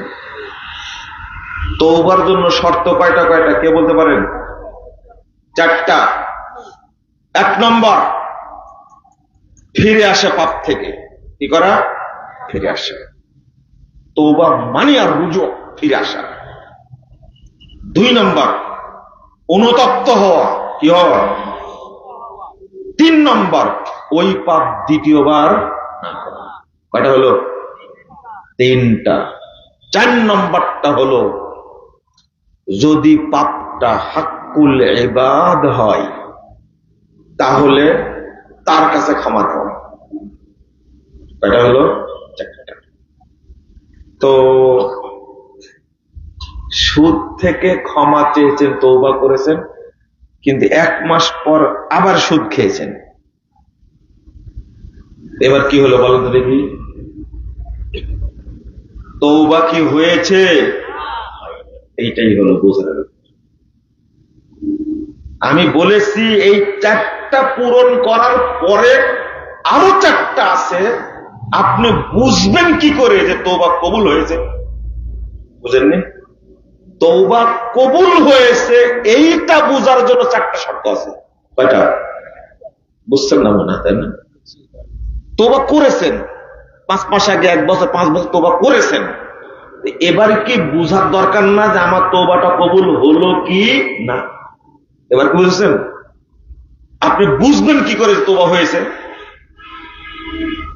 তওবা হয়েছে বুঝবেন কি করে? আপনি বুঝতে হবে। এটা না বুঝা পর্যন্ত আপনি বুঝবেন তওবা হয়নি আমার। এখন বলবেন যে তওবা হলো কিনা, কি করলে তওবা কবুল হয়েছে বুঝতে যাবে, এটাই তো জানি না, তাই না? এটাই আমাদের সমস্যা। আমার সমস্যা এটাই, এমন কথা বলবো যে কথা বলার কারণে আপনারা গালিগালাজ করবেন, তাই না? করেন, গালিগালাজ করেন, তাও শুনে রাখেন তওবা করার পরে তওবার জন্য যেমন 4টা শর্ত, তওবা কবুল হলো কিনা এটা জানার জন্য আপনাকে 4টা জিনিস লাগবে। এটা 4টা জিনিস লাগবে। 5 বছর আগে তওবা করেছেন, আমি তো 5 বছর ধরে সুদ খাই না। এই 5 বছরের মধ্যে আপনি বুঝলেন কিনা যে তওবা মনে হয় কবুল হয়েছে? বুঝবেন কি আপনি? তাহলে পুনরায় পাপটা করলেন মানে তওবা হয়নি। অনেকেই বলে, ভাই আমি তওবা করেছিলাম আর বিড়ি খাবো না, 3 মাস বিরত রাখছিলাম, আবার খেয়েছি। আমি বললাম যে তওবাই হয়নি, তাই না? কি তাহলে কি করবেন? তওবা বন্ধ রাখবেন না। ইমাম ইবনে তাইমিয়া রাহিমাহুল্লাহ বলছেন, সুম্মা তুব, তুমি আবার তওবা করো। তওবা করে আবার আর একদিন আসছে, কথা বলতে পারি, আমি তো এই পাপ আবার করেছি, সুম্মা তুব আলাইহি, তুমি আবার তওবা করো। আবার কিছুদিন পরে আবার ফিরে আসছে, এসে বলছে আবার তো এই পাপ করেছে, সুম্মা তুব আলাইহি, আবার তওবা করো। বুঝেননি কথা? তো আবার আসছে, ওই পাপ করে আবার আসছে, আবার বলছেন ইবনে তাইমিয়া রাহিমাহুল্লাহ আবার তওবা করো। এবার লোকটা বিরক্ত হয়ে জিজ্ঞেস করছে, এইভাবে কতবার তওবা করা লাগবে, তাই না? আমি তো পাপ করছি, তওবা কি করছি, পাপ তো করছি, আবার তওবা করছি। উত্তরটা দেন পারেন কিনা আপনারা কেউ? বুঝেন? হ্যাঁ, হয়নি। মৃত্যু মানে করতে গেলে তো পাপ নিয়ে তো মারা গেলেন, আপনি লাভ হলো? উত্তরটা কি? লোকটা জিজ্ঞেস করছে এবার, তাহলে আমি তাহলে আর কতবার এবার তওবা করবো? উত্তরটা কি হতে পারে?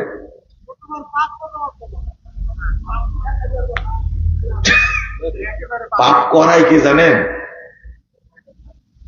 আমার একটা বক্তব্য আছে শয়তানের কর্মসূচি, শুনেছেন কেউ?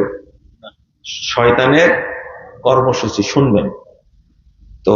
ইবনে তাইমিয়া রাহিমাহুল্লাহ উত্তর দিচ্ছেন কি জানেন? যতক্ষণ শয়তান নিরাশ না হবে ততক্ষণ তওবা করতে থাকবে। কি সুন্দর উত্তর দিলেন বলেন তো দেখি।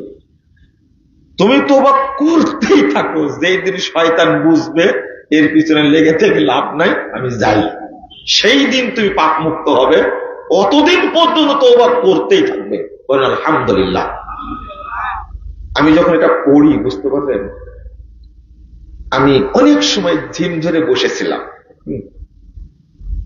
বসেছিলাম যে আল্লাহ, এই প্রশ্ন যে কত মানুষ করে কিন্তু পড়ে কোথাও উত্তর পাইনি, আর উত্তরটা এখানে পেয়ে গেলাম। আসলে পাপ করাই কে? শয়তান। শয়তানকে নিরাশ না করাতে পারলে আপনাকে ও আনন্দে তৃপ্তিতে কোন ইবাদত করতে দিবে না। শয়তানকে নিরাশ করতে হবে, হাদিস তো এটা, তাই না? সহু সেজদা যখন দেন, শয়তান কি করতে থাকে?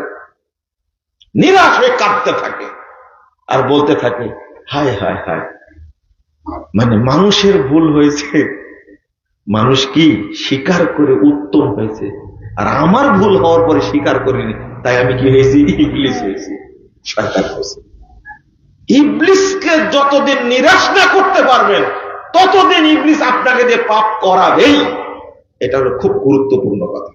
অত কাউকে প্রশ্ন করার দরকার নাই। দরকার আছে?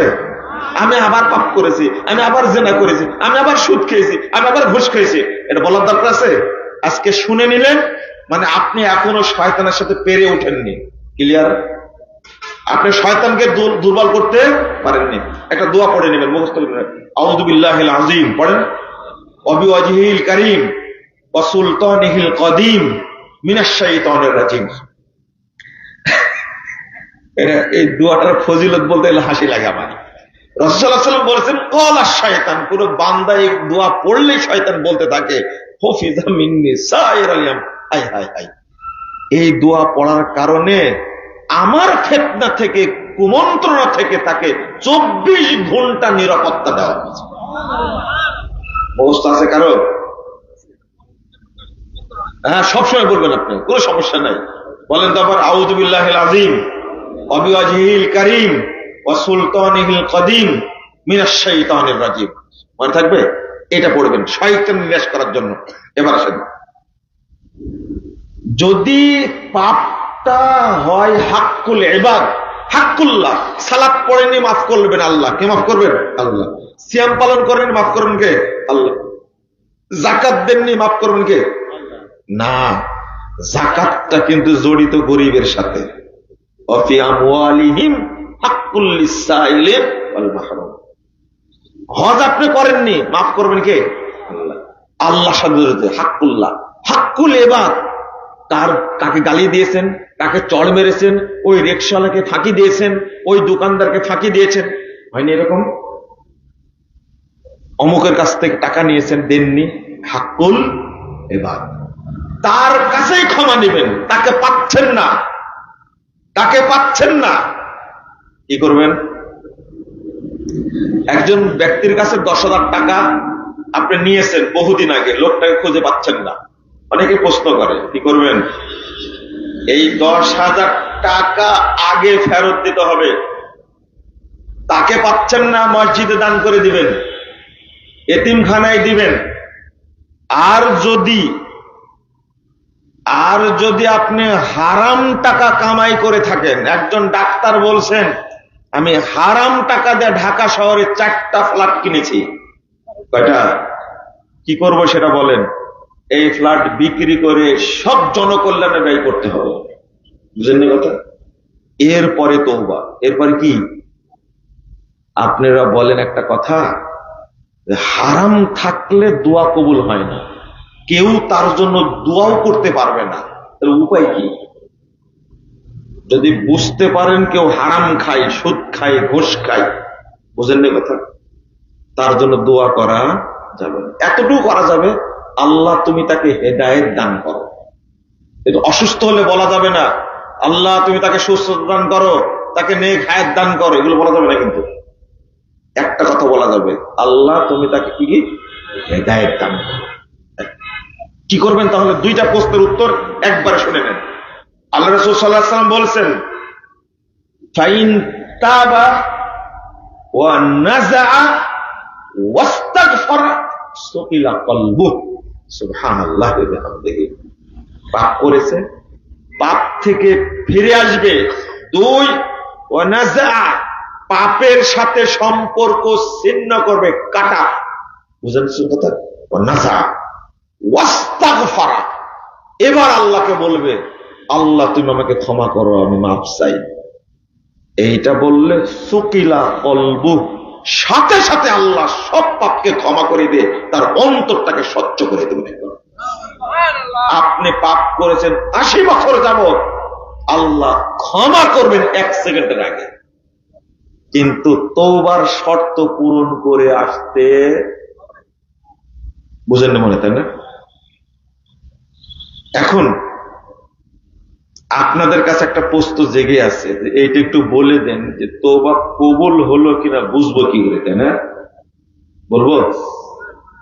এটা বলে দিই, সুবিধা হবে। আমি আজ তো এই সমস্ত আলোচনা করি না আমি, তাই না? জানেনই তো, যেগুলোতে মানুষ গালি দেয়, এগুলো আলোচনা করলে মানুষ গালি দিবে? কেউ গালি দিবে না, বরং মনোযোগ দিয়ে শুনবে। আর যেগুলো আলোচনা করলে মানুষ গালি দেবে, ওইগুলো তো আলোচনা করি আমি, তাই না? শোনেন, 1 নম্বর, এদিকে তাকান। আপনি 10 বছর আগে তওবা করেছেন একটা পাপ থেকে, কিন্তু এখনো বুঝেননি যে আমার তওবাটা কবুল হয়েছে কি হয়নি। 1 নম্বর,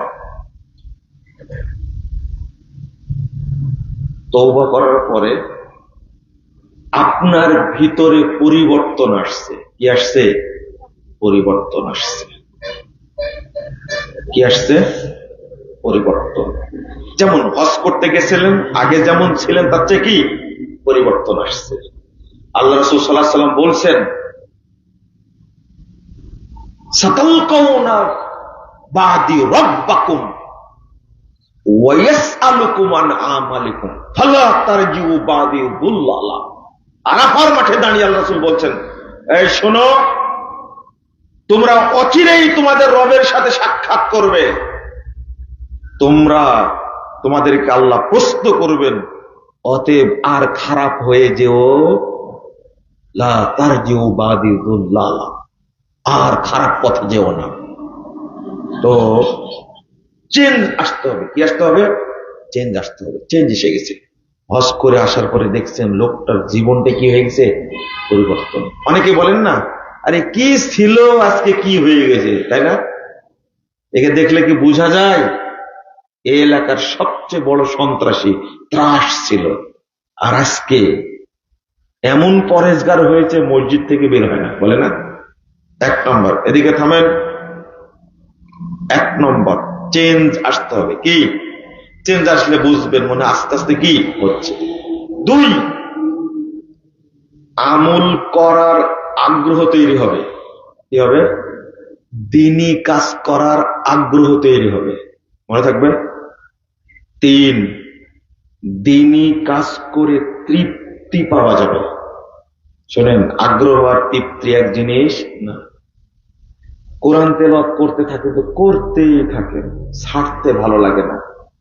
মসজিদে সিজদায় গেছেন, বলতেই আছেন, রব্বানা আতিনা ফিদ দুনিয়া হাসানা ওয়া ফিল আখিরাতি হাসানা ওয়া কিনা আযাবান নার। সিজদায় পড়ে আছেন, বলতেই আছেন, তৃপ্তি শেষ হয় না, যত বলি তত ভালো লাগে। এরকম লোক একজনও নাই এখানে, বুঝেননি কথা? আপনি তাহাজ্জুদ সালাত পড়তে উঠেছেন, আল্লাহর কাছে 2 খানা হাত তুলেছেন, নামাতে ইচ্ছা করে না, মনে হয় আরো দোয়া করি, আরো দোয়া করি। একে কি বলে? তৃপ্তি।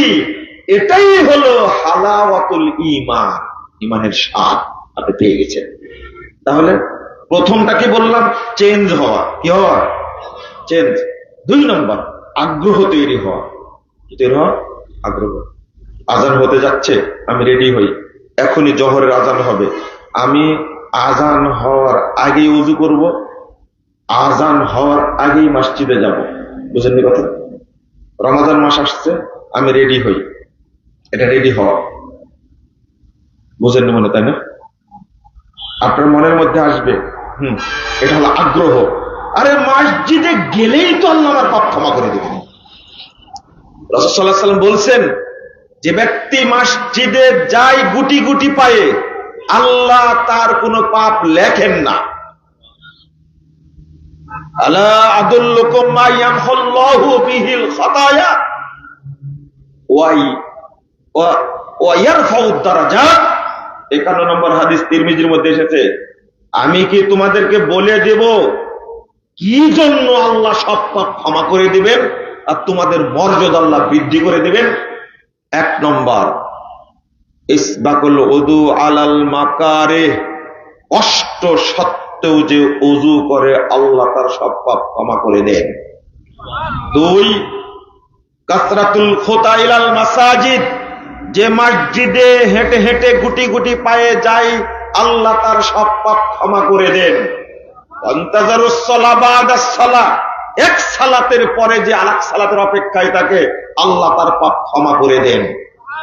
আল্লাহ রাসূল এবার বলছেন, যালিকুমুর রিবাত, যালিকুমুর রিবাত, যালিকুমুর রিবাত, এটাই হলো সালাতকে পাহারা দেওয়া, এটাই হলো সালাতকে পাহারা দেওয়া, এটাই হলো সালাতের প্রস্তুতি।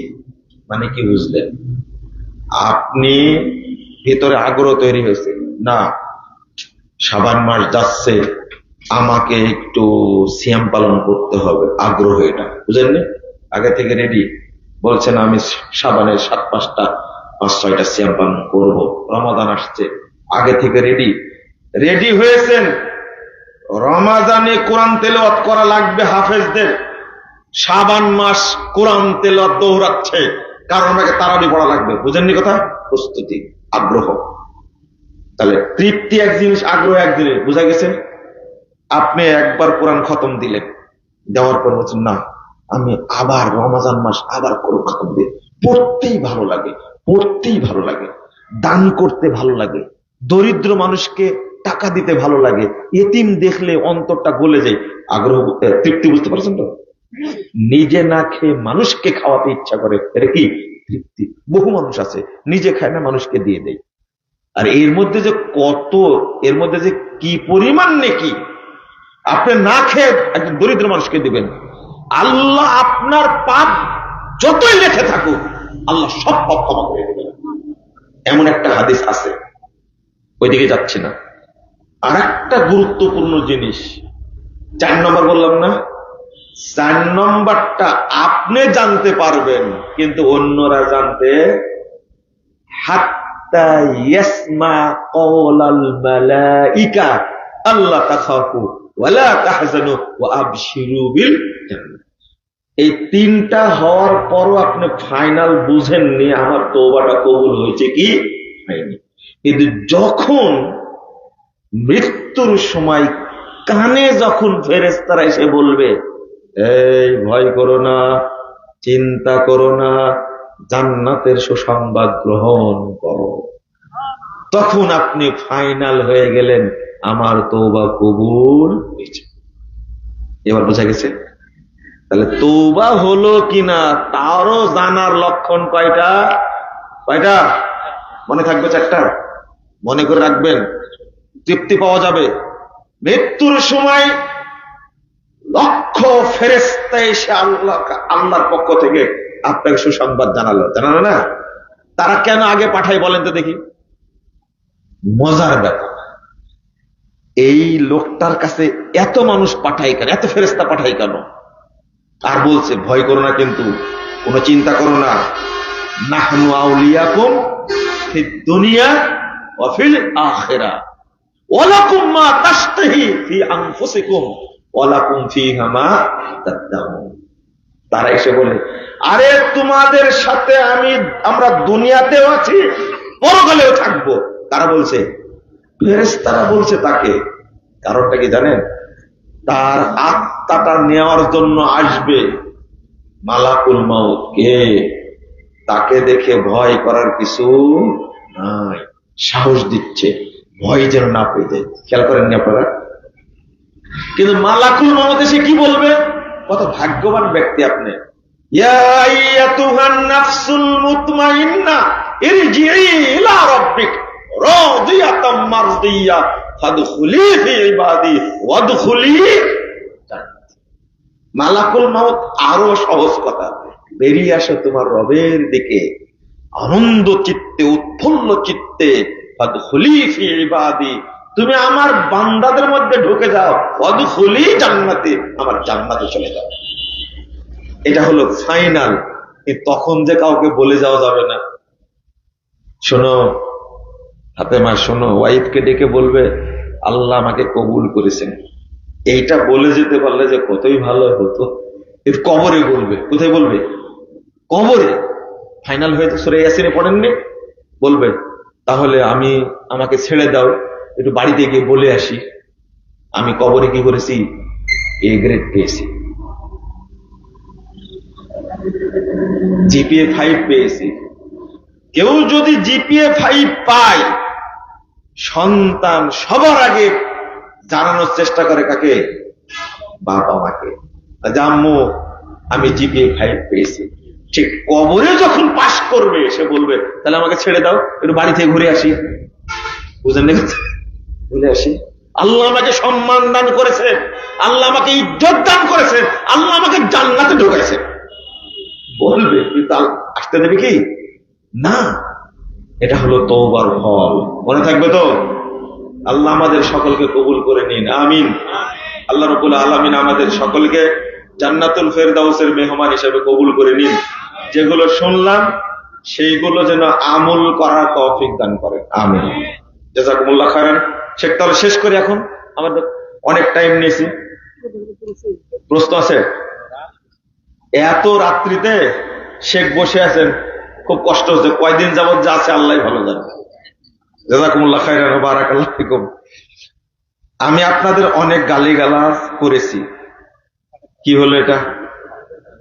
ভালো করে পড়ি। আমি আপনাকে অনেক গালিগালাজ করেছি।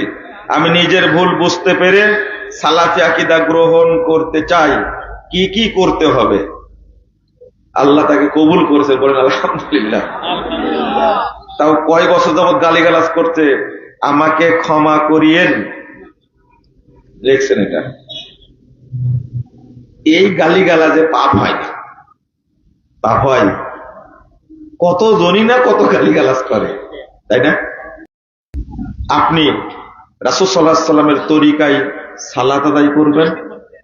যারা আহলে হাদিস আছে, সালাফি আছে, তাদের সাথে আপনি কি করবেন? উঠা বসা করবেন, তাদের সাথে থাকবেন। আর অবশ্যই দ্বীনের জ্ঞান অর্জন করতেই থাকবেন, আর দাওয়াতি কাজ করবেন ইনশাআল্লাহ। জানাজার নামাজে সূরা ফাতিহা না পড়লে সমস্যা হবে কি? সমস্যা হবে না, কিন্তু সালাতটাই বাতিল হয়ে যাবে। কথা বোঝা গেছে? জানাজার সালাতে সূরা ফাতিহা না পড়লে আপনার কি সমস্যা? সমস্যা একটাই, সালাতটা বাতিল হয়ে গেছে। কথা বোঝা গেছে? সালাতে, জানাজার সালাতে সূরা ফাতিহা পড়তেই হবে। এটা রুকুন। এটা কি? রুকুন। যারা বলছে এটা দোয়া, জানাজার সালাতে সূরা ফাতিহা পড়া লাগবে না, তারা ধোঁকা দিচ্ছে আপনাকে। সালাত দোয়াও এটা। জানাজার সালাত, সালাতও দোয়াও। সবচেয়ে বড় দোয়া হলো আলহামদুলিল্লাহ, তাই না? কি আলহামদুলিল্লাহ? সূরা ফাতিহার মধ্যে আলহামদুলিল্লাহ নাই। সবচেয়ে বড় দোয়া হলো সূরাতুল ফাতিহা। ওর নামই হলো সূরাতুল দোয়া। আর আপনি দোয়া খুঁজে পান না, তাই না? আর বলছে যে রুকু সাজদা নাই, এই জন্য সূরা ফাতিহাও নাই। ও রুকু সাজদা নাই, এই জন্য সূরা ফাতিহা নাই। সানা কেন আছে? পেট থেকে কেবল বের হয়েছে, কাপড় পরানোর কি দরকার? বুঝেন না মনে, তাই না? বাচ্চা ছেলে নুনু দেখলে কি সমস্যা? ভালো করে শুনবেন। তাই আস্তাগফিরুল্লাহ, আস্তাগফিরুল্লাহ। দুয়াই যদি হবে তো সানা পড়া লাগবে কেন? ওর জন্য ওযু লাগবে কেন? কিবলা লাগবে কেন? সালাম লাগবে কেন? শয়তানকে বুঝলেও বুঝবে না এটা, জানেন? কাকে বুঝাতে চাচ্ছে? জানাজার সালাত কি? সালাত, এটা সালাত। এটা একটা প্রথম ঈমান আনতে হবে। বোঝা গেছে? সূরা ফাতিহা পড়া রুকুন, পড়তেই হবে, না হলে সালাত কি হবে? বাতিল হবে। মুহাম্মদ বিন সালেহ আল উসাইমিন রাহিমাহুল্লাহ তিনি বলছেন, যে মাইয়েতের জানাজার সালাতে সূরা ফাতিহা পড়া হলো না, তাকে বঞ্চিত করা হলো। কিয়ামতের মাঠে জবাব দেওয়াই লাগবে, দেওয়াই লাগবে। ওজন প্রশ্ন করে, কেন পড়েনি জিজ্ঞেস করেন। তোমার হুজুরগিরি ছুটাবো কিয়ামতের মাঠে ইনশাআল্লাহ। মনে রেখো, তোমার কত দাপট মাজায় কিয়ামতের মাঠে দেখবো ইনশাআল্লাহ। আপনারা বলেন বেনামাজিকে মাটি দেওয়া যাবে না, তাহলে লাশকে আমরা কি করব? আপনি ভুল শুনেছেন। মাটি দেওয়া যাবে না সেটা তো বলিনি। মাটি দেওয়ার কথাই বলেছি, কবর দেওয়ার কথা নিষেধ করেছি। আপনি বুঝছেননি তো? বক্তব্য বুঝতে 10 বছর সময় লাগে, এটাই তো সমস্যা। এই যে গালিটা দিয়েছে, কয় বছর দিয়েছে জিজ্ঞেস করেন, এটা লেখেন কিন্তু। এই ভাই আছেন নাকি, একটু বলেন তো কয় বছর তো গালি দিয়েছেন। আচ্ছা শুনবো না, আপনি বলার দরকার নেই, এদিকে তাকান। আমরা বলেছি বেনামাজি কাফের। কি কাফের? ওর জানাজা তো অনেক দূরের কথা রে ভাই। ওর গোসল হবে না, ওকে কাফন পরানো যাবে না, ওর জন্য কবরও খোঁড়া যাবে না। 4 নম্বরে জানাজা, তাই না? জানাজা কখন? 4 নম্বরে না? চাপা মাটি, তাই না? কি করবেন না? কুকুরকে কি করেন? কুত্তাকে কি করেন?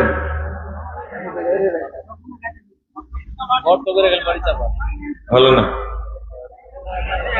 হ্যাঁ, কি করেন? কি করেন? এই তো ভালো করে বলেন। আগে পায়ে কি বাঁধেন? রশি বাঁধা। কাঁধে করে নিয়ে যান। কি করে? ছেঁচড়া নিয়ে যায় এমন জায়গায় গর্ত করে পুঁতেন যেখানে মানুষ যায় না। ঠিক বেনামাজিকে ওই রকম অপরিচিত জায়গায় নিজে পুঁতে দিবেন, একবারে মাটি সমান করে দিবেন, বোঝা যেন না যায় কবর আছে। কারণ কবর থাকলেই পাশ দিয়ে যাওয়ার সময় শেখ আব্দুল সামাদ মাদানী সাহেব যাচ্ছে, তখন বলবে আসসালামু আলা আহলি দিয়ারে মিনাল মুমিনিনা। বলবেন এটা হারাম, ও মুমিনও না মুসলিমও না, কি মুরতাদ। আপনি ভালো করে শুনবেন। চেয়ারে বসে নামাজ হবে কি? হবে। আমাকে বুঝাতে হবে না, আল্লাহকে বুঝায়। বুঝেন না কথা? আপনি যদি অক্ষম হন, চেয়ারে বসে সালাত পড়বেন।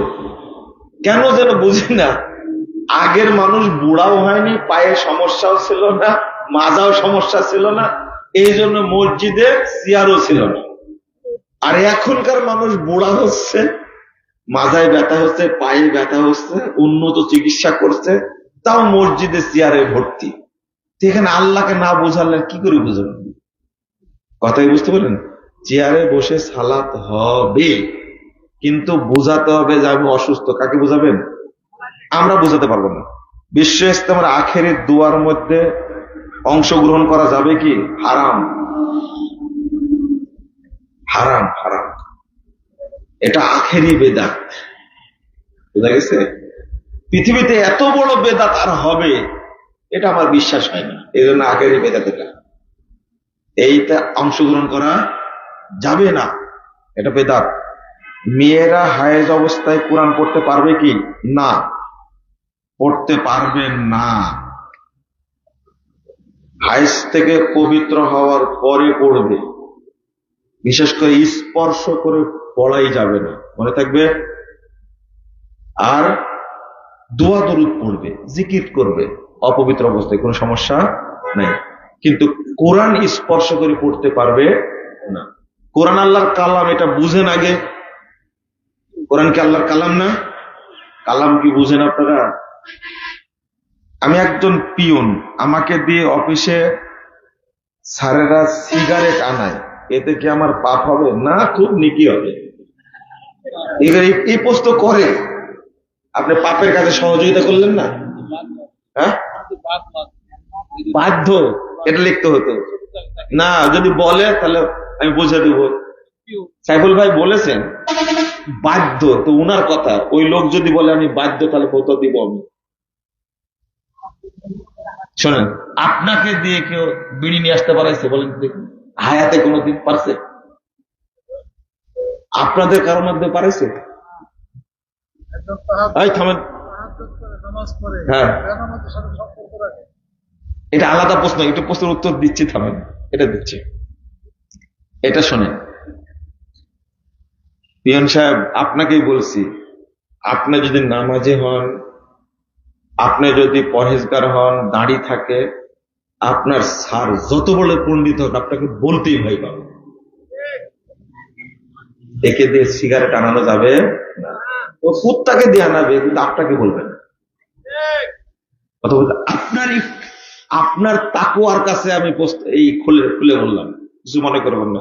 এরপরে যদি বাধ্য করে আপনাকে, আপনার পাপ হবে না, যেটা সাইফুল ভাই বলেছেন। শবে বরাতের আমল কি? হ্যাঁ, আমল আমল বলবো। শবে বরাতের কি কি আমল করবেন, তাই না? এক হারামখোর কি লিখছে দেখেন আগে। হ্যাঁ,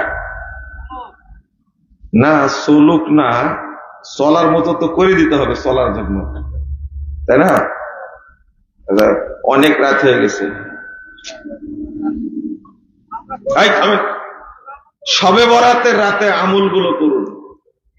সুবহানাল্লাহ 100 বার, আলহামদুলিল্লাহ 100 বার, লা ইলাহা ইল্লাল্লাহ 100 বার, আল্লাহু আকবার 100 বার, আস্তাগফিরুল্লাহ 100 বার, লা হাওলা ওয়ালা কুওয়াতা ইল্লা বিল্লাহ 100 বার, সুবহানাল্লাহি ওয়া বিহামদিহি সুবহানাল্লাহ 100 বার, আল্লাহুম্মা আজরিনি মিনান নার 100 বার, লা ইলাহা ইল্লাল্লাহু ওয়াহদাহু লা শারীকা লাহু লাহুল মুলকু ওয়া লাহুল হামদু ওয়া হুয়া আলা কুল্লি শাইইন কাদির 100 বার, লা ইলাহা ইল্লা আনতা সুবহানাকা ইন্নী কুনতু মিনাজ জালিমিন 100 বার, আল্লাহুম্মা ইন্নাকা আফুউন তুহিব্বুল আফওয়া ফা'ফু আননি 100 বার।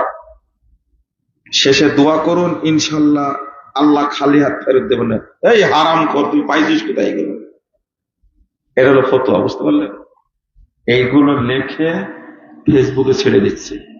যেটা সাবানে আমল করতে হবে সেটাই করার কথা নাই আছে।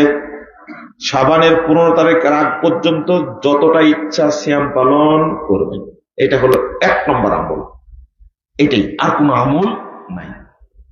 আর আপনাদের ভূতে যেগুলো শিক্ষা দিতে কিসে? ভূতে যেগুলো শিখাইছে আপনাদেরকে সব মিথ্যা।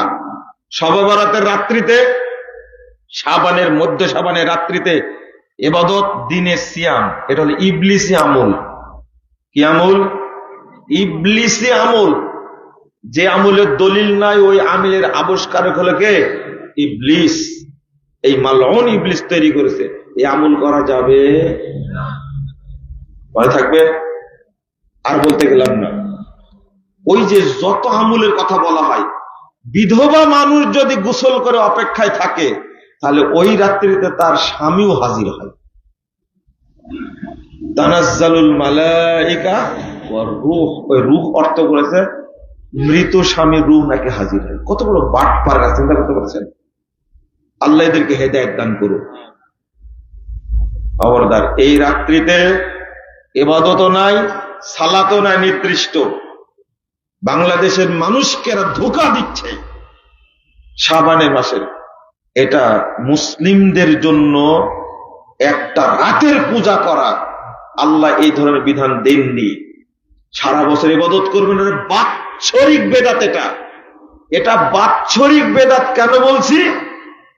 বছরে যত ইবাদত করেছেন, এই ইবাদতের দিন এসে আপনি সমস্ত ইবাদতকে বাতিল করে দিলেন। মসজিদে মানত করলে সেই মানত কি সবাই খাইতে পারবে? মানতটা কি উদ্দেশ্য করেছে? মানতটা কি উদ্দেশ্য করেছে? যদি মানত করে আমি মসজিদের মুসল্লিদেরকে খাওয়াবো, তাহলে সবাই খেতে পারবে। কথা বোঝা গেছে? আর মসজিদে যদি গরু ছাগল মানত করে, তাহলে খাওয়া যাবে না। কার হক? মসজিদে। মানত তাহলে উদ্দেশ্যের উপরে। আপনি কি প্রশ্ন করলেন যে বেনামাজির সাথে উঠা বসা করা যাবে কিনা? না, করা যাবে না। না, হারাম। এগ্রিমেন্ট বুঝেছেন তো? আপনার কাছ থেকে 50,000 টাকা নিলাম, জমি দিলাম, যতদিন টাকা ফেরত না দিব ততদিন জমি খেতেই থাকবেন, তাই না? এটা হারাম। লিজ নেওয়া দায়। আর প্রশ্ন করেন না, দয়া করে আর প্রশ্ন করেন না।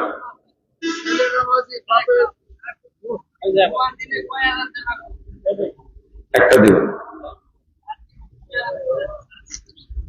আস্তে চেষ্টা করবেন। আপনি কি বললেন? হ্যাঁ, না, ছেলে যদি, ও তো মুসলমানই না, যুদ্ধ তো হবেই। ছেলে যদি বেনামাজি নামাজি হয়,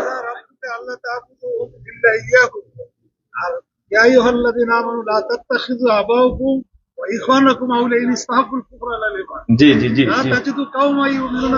হ্যাঁ ঠিক আছে, আপনার কথা তো ঠিক আছে, তো আপনার কথা ঠিক আছে, আমি তো ওটাই বলছি। বেনামাজি যদি হয় তার সাথে কোনো সম্পর্ক নাই। বাপ হলেও ছেলে সাবলক হলে ছেলে আলাদা সংসার করবে। বুঝা গেছে? সুবহানাকাল্লাহুম্মা ওয়া বিহামদিক আশহাদু আল্লা ইলাহা ইল্লা আনতা আস্তাগফিরুকা ওয়া আতুবু ইলাইকা।